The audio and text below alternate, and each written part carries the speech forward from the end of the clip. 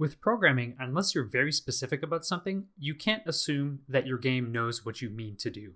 In this case, we can't assume that our game understands that we only want to play our greeting sound once. That's up to us to tell it that.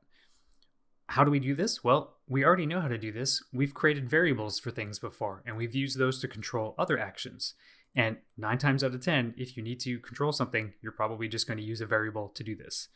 So open up your object, your player object's create event, and in the variables code block, let's add one more variable.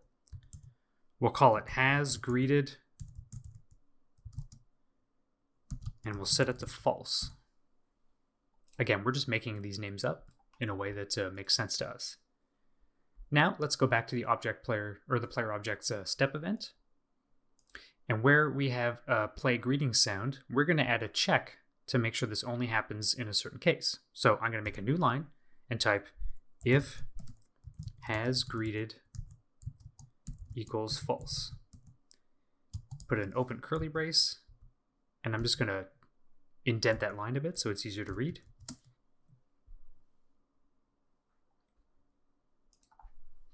And after the audio function, I'm going to change the value of has greeted to true.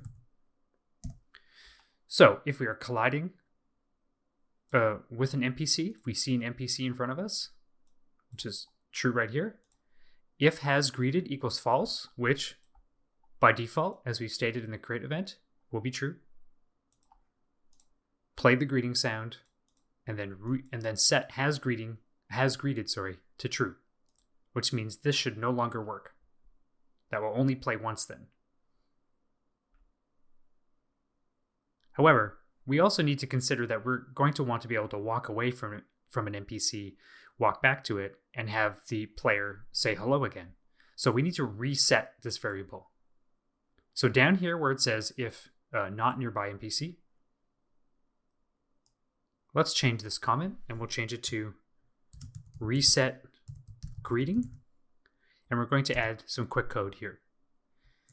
Another if statement, if has greeted equals true. Let's just reset has greeted back to false. Now, let's go ahead and run our game and see how this works. I'm just going to walk over to the baker. Our greeting is played, but it's only played once. Now, if I walk away and return, that's perfect. Now she's only saying the greeting once and not a million times a second.